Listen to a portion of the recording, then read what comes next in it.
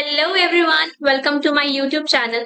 तो गाइस, आज का जो हमारा नया सेशन है ना, वो काफी इंटरेस्टिंग है क्योंकि आज जो मैं आपको नया टॉपिक पढ़ाने जा रही हूँ वो है एक्सटेंशन एजुकेशन के बारे में।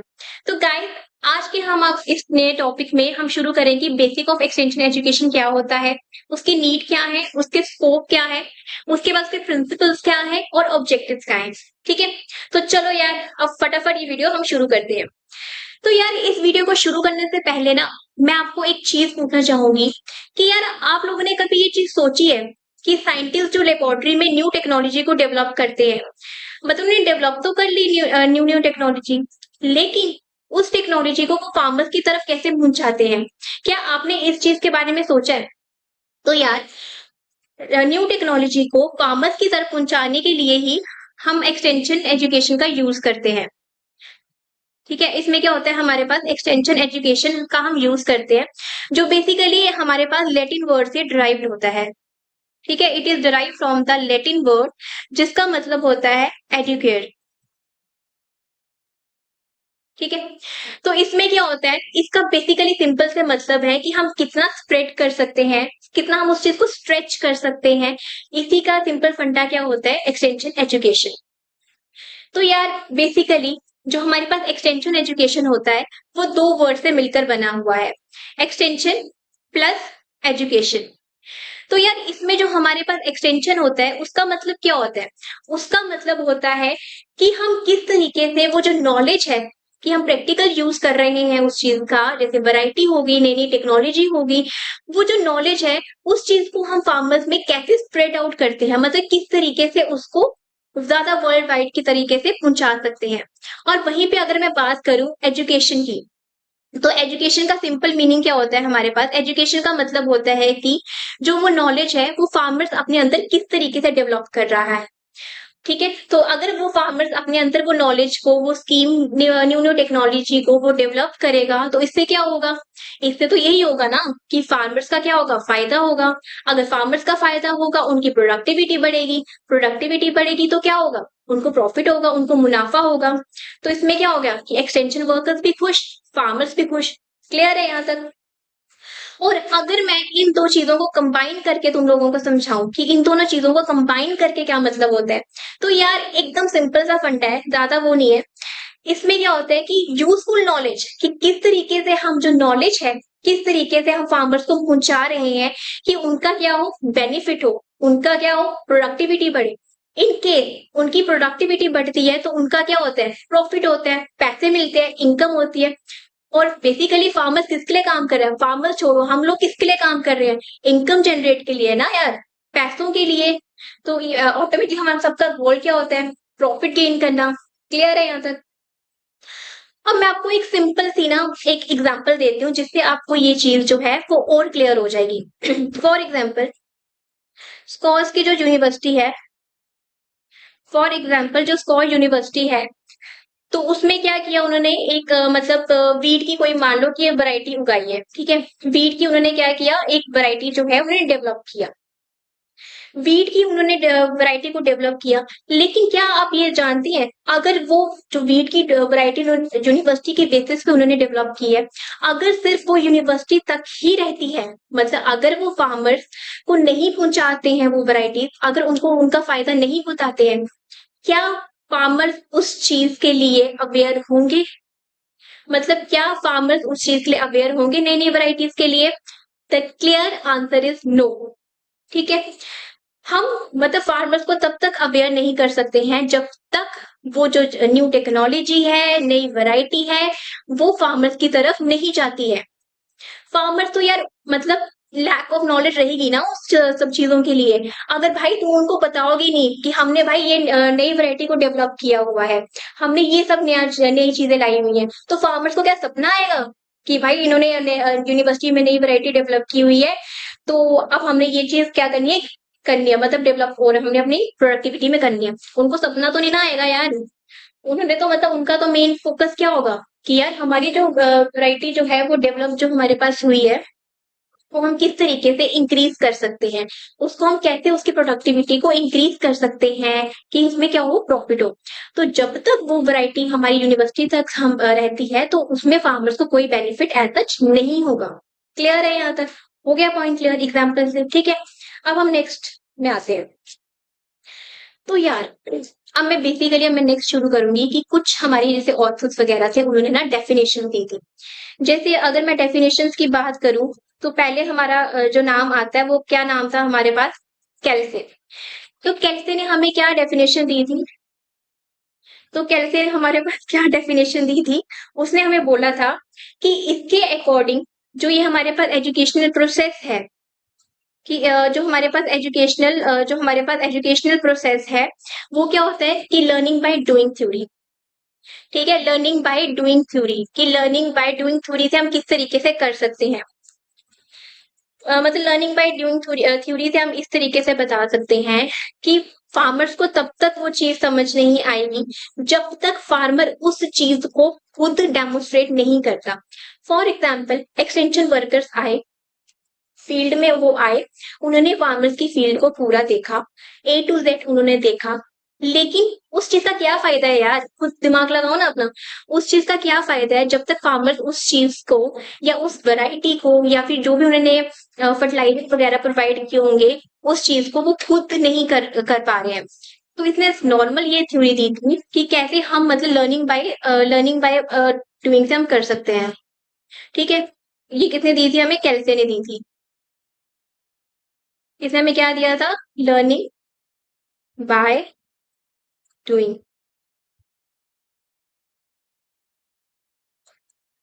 क्लियर है आपको?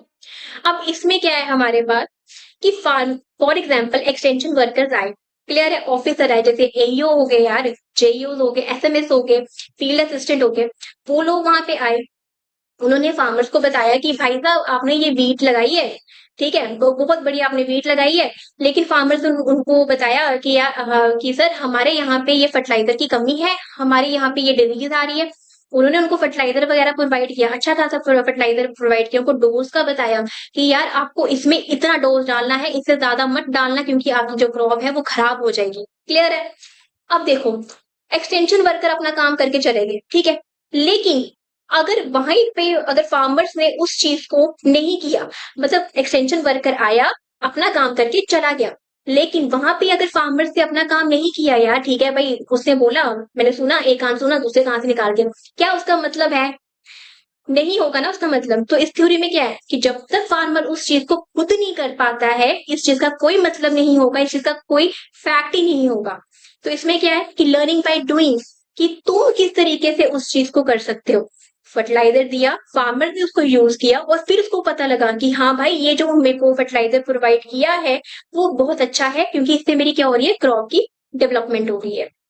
अंडरस्टूड? नेक्स्ट जो हमारी थ्योरी थी वो किसने दी थी? लेगिन्स ने दी थी। अब लेगिन्स ने क्या बताया था कि पीपल, मतलब लेगिन्स ने हमें क्या बताया था? लेगिन्स ने हमें बताया था कि people how to think, not what to think. Clear है यार? अब इसमें क्या है, अब इतनी बड़ी मैंने मतलब इंग्लिश तो लिख दी है, लेकिन मैं सॉर्टेड में एक सिंपल सा फंडा बताती हूँ। इसमें उन्होंने ये बोला है, अगर मैं तुम्हें फंडा सिंपल सा हिंदी में बताऊं तो नॉर्मली इसमें उन्होंने ये बोला है कि फार्मर्स को हमने फर्टिलाइजर के लिए तो मना लिया कि भाई तुम ये फर्टिलाइजर यूज करो अपनी क्रॉप में, तुम्हारे लिए ही बेनिफिट है, तुम इसमें अपनी डिजीजेस को खत्म कर सकते हो, डिजीजेस खत्म होगी तुम्हारी क्रॉप कितनी मतलब प्रोडक्टिविटी कितनी होगी, होगी या नहीं होगी। लेकिन ये चीज इसमें बताई थी कि जो मतलब जो लोग सोचते हैं वो उसके हिसाब से नहीं चलना है, उनको उस हिसाब से चलना है कि तुम अपने डिसीजन, जैसे मैंने किसी को कोई डिसीजन दिया, जैसे मेरी अगर फार्मर के मतलब फार्मर से इंटरेक्शन, मैंने उनको बताया कि आपको ये चीज यूज करनी है, क्या वो चीज यूज करेंगे?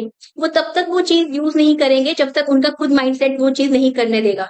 क्लियर है? मैं बोल के आ जाऊंगी कि यार आपको ना ये चीज यूज करनी है अपनी क्रॉप में क्योंकि इससे आपकी क्रॉप क्या होगी, सेफ रहेगी, अगर आपकी क्रॉप सेफ रहेगी तो आपकी प्रोडक्टिविटी इंक्रीज होगी। लेकिन यार क्या वो फार्मर जो है वो उस चीज को यूज करेंगे या नहीं करेंगे? वो उस चीज को तब तक यूज नहीं करेंगे जब तक वो क्या होगा, जब तक उनका खुद माइंडसेट नहीं होगा कि भाई हमें ये चीज यूज करनी चाहिए, हम ये चीज यूज कर सकते हैं। ठीक है? तो मैं अपने डिसीज़न जो है ना उन पे थोप नहीं सकती हूँ कि भाई तुम्हें करनी ही करनी है। मैं ज़बरदस्ती उन लोगों के साथ नहीं कर सकती हूँ कि तुमको करना है तो करना ही है। क्लियर है? तो ये हमें किसने दी थी डेफिनेशन? लेगिन्स ने दी थी। क्लियर है यहाँ तक? अब मैं नेक्स्ट अगर मैं तुम्हें फ्लो चार्ट से ना सिंपली वे से समझाऊँ, तो फ्लो चार्ट से अगर मैं सिंपली वे से तुम्हें मतलब समझा सकती हूँ, तो इसमें क्या है, जैसे हमारे पास रिसर्च हुई, जैसे हमारे पास क्या हुआ, रिसर्च का आया, ठीक है? रिसर्च आया, रिसर्च में क्या था, हमारे पास एक्सटेंशन वर्कर के पास गया। फॉर एग्जाम्पल कि हमारे फॉर एग्जाम्पल हमारे पास रिसर्च है, हमने कोई रिसर्च किया, फॉर एग्जाम्पल कोई वैरायटी का रिसर्च किया या कुछ ऐसे रिसर्च किया, ठीक है? हमने कुछ डेवलपमेंट किया, कोई न्यू टेक्नोलॉजी का रिसर्च किया, ठीक है? हमने रिसर्च किया। अब क्या यार, ये जो रिसर्च है कि हम वहां तक ही रखें, हम आगे ना पहुंचाएं, तो उसका क्या फायदा रिसर्च करने का? कोई मीनिंग है, कोई सेंस बनती है उसकी? तो हम क्या करेंगे, उस रिसर्च को आगे एक्सटेंशन वर्कर्स की तरफ लेके जाएंगे, ठीक है? एक्सटेंशन वर्कर्स की तरफ अगर हम लेके जाएंगे, तो एक्सटेंशन वर्कर्स क्या करेगा हमारे पास, एक्सटेंशन वर्कर्स के पास हम लेके जाएंगे, ठीक है? एक्सटेंशन वर्कर्स में जैसे एईओ आएंगे तुम्हारे, उसके बाद जेईओज आएंगे, उसके बाद एसएमएस आएंगे, उसके बाद फील्ड असिस्टेंट आएंगे, ठीक है? ये हमारे पास आते हैं, ठीक है? अब एक्सटेंशन वर्कर क्या गया, एक्सटेंशन वर्कर गया भाई किसके पास, फार्मर के पास, किसान के पास गया वो। एक्सटेंशन वर्कर ने क्या बोला कि भाई साहब ये नई टेक्नोलॉजी है, ये नई वैरायटी है, तो आप इसको क्या करो, एडॉप्ट करो। एक्सटेंशन वर्कर कहाँ पे गया, फार्मर के पास गया। एक्सटेंशन वर्कर कहाँ पे गए हैं, फार्मर्स के पास, ठीक है? एक्सटेंशन वर्कर कहाँ पे गए हैं, फार्मर्स के पास गए हैं। अब एक्सटेंशन वर्कर्स ने क्या किया, फार्मर्स के पास से चले गए। अब फार्मर्स ने क्या किया, उस जो नई वैरायटी है या नई टेक्नोलॉजी है उसको क्या किया, एडॉप्ट किया। क्या किया, एडॉप्शन किया। मतलब जो भी उसकी नई वैरायटी है, जो भी कुछ है, उसने उसको क्या किया, एडॉप्ट किया।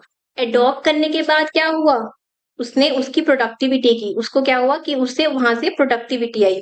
The last step is the productivity, ठीक है? एडॉप्शन होगी, उसके बाद क्या था हमारे पास, प्रोडक्टिविटी। प्रोडक्टिविटी क्या, कि प्रॉफिट, मुनाफा, ठीक है? इसको मैं नीचे लिख रही हूँ कि लास्ट स्टेप हमारे पास क्या है, प्रोडक्टिविटी। प्रोडक्टिविटी हुई, क्या हुआ, प्रॉफिट हुआ। प्रॉफिट हुआ, क्या हुआ, इनकम जनरेट हुई। ठीक है, ये एक नॉर्मली हमारा एक काइंड का फ्लो चार्ट मान लो कि जो मतलब नॉर्मली आपको मैंने एक्सप्लेन किया है, जो भी मैंने आपको इतनी ज्यादा कहानी बताई है पीछे, तो उसका ये नॉर्मली फ्लो चार्ट है। क्लियर है यहाँ तक? अब नेक्स्ट में अगर मैं डिस्कस करूँ कि नेचर कैसा होता है, तो जो नेचर होता है हमारा एक्सटेंशन एजुकेशन का, जैसे मतलब जैसे एजुकेशनल प्रोसेस, जैसे हम यूनिवर्सिटी टीचिंग वगैरह में कितना यार करते हैं, प्रैक्टिकल इसका कितना स्कोप है यार, वो देखो ना यार, फील्ड वर्क में देखो कितना स्कोप है उसका। हमें इसमें कम्युनिकेशन स्किल हमारी किस तरीके से इंक्रीज हो सकती है, हमारी मतलब डेवलपमेंट किस तरीके से हो सकती है। तो ये सब कुछ जो ये निचोड़ है ना एक तरीके का, ये सब कुछ हमारा एक्सटेंशन एजुकेशन के अंदर आता है। क्लियर है यहाँ तक? उसके बाद वॉलेंट्री टाइप से होता है, डेमोक्रेटिक टाइप से होता है हमारा। उसके बाद ये प्रैक्टिकल है, मतलब ज्यादातर ये प्रैक्टिकल बेसिस पे हमारे पास होता है, ठीक है? कि हमने फील्ड पे जाना है, हमने फार्मर्स टू फार्मर्स इंटरेक्शन करनी है, हमने उनके व्यूज जाने, क्योंकि कुछ फार्मर्स ऐसे होते हैं ना यार कि फॉर एग्जाम्पल उनको ना बड़ी ऐसे रहती है कि यार एक ये ऑफिसर्स मेरी फील्ड में नहीं आते हैं, या मतलब मेरी फील्ड में आते हैं तो मेरी फील्ड से मतलब ये ले मतलब वीट अगर मैंने इतना उगाया तो इतना क्विंटल ये लेके नहीं जाते। तो बड़े फार्मर्स को इतनी प्रॉब्लम्स आती है जो कि मतलब इतना क्लियरली डिस्कस नहीं कर सकते करते हैं। तो इसी चीज को मतलब वॉलंटियर हम किस तरीके से कर सकते हैं, उसके बाद पार्टिसिपेशन हम उसमें किस तरीके से इंक्रीज कर सकते हैं। तो ये सब कुछ किस में आता है यार, ये सब कुछ आता है हमारा एक्सटेंशन एजुकेशन के बारे में। All clear? अब नेक्स्ट अगर हम बात करें स्कोप, कि इतना तो मैंने पढ़ा दिया, अब इसकी यार स्कोप क्या है, इसकी कुछ तो स्कोप होगी ना, ऐसे थोड़ी ना ये सब्जेक्ट बना दिया हुआ है। तो इसके क्या स्कोप है, तो बेसिकली इसकी जो स्कोप है, जैसे तुम्हारा एग्रीकल्चर, मेन फैक्टर क्या है, एग्रीकल्चर है ना यार। एग्रीकल्चर में क्या स्कोप है इसकी, एग्रीकल्चर में जैसे तुम्हारा इम्प्रूव सीड हो रहा है ना, फर्टिलाइजर हो रहा है तुम्हारा। उसके बाद डेयरी में कैसे स्कोप है, जैसे एनिमल हस्बेंड्री वगैरह आ जाएगा, कि डेयरी वगैरह लाइफ स्टॉक में किस तरीके से, पोल्ट्री में किस तरीके से स्कोप है, तुम इस चीज की क्लियर है ये चीज तुम्हें? उसके बाद जैसे न्यूट्रिशन में किस तरीके से स्कोप है, रूरल डेवलपमेंट में कैसा है, एनवायरमेंटल सस्टेनेबिलिटी किस तरीके से आ रही है। तो ये सब कुछ क्या है, ये सब कुछ है हमारा कि scope of the agriculture extension education. Clear है? All clear. तो इसकी इंपॉर्टेंस किस तरीके से आएगी, इंपॉर्टेंस भी हमारी इसी तरीके से आएगी कि मतलब क्या है कि एग्रीकल्चर में कैसा स्कोप आ रहा है इसका, इसका मतलब हम रूरल में किस तरीके से यूजफुल कर सकते हैं, इसमें हमारी कम्युनिकेशन स्किल किस तरीके से मतलब डेवलप हो सकती है, हमें किस तरीके से मतलब इंटरेक्शन वगैरह करनी है। तो ये क्या है, ये सब कुछ एक्सटेंशन एजुकेशन है। तो आई होप कि आपने मेरी वीडियो मतलब एंड तक देखी होगी और आपको मेरा ये लेक्चर अच्छा लगा होगा। तो see you next video, bye bye.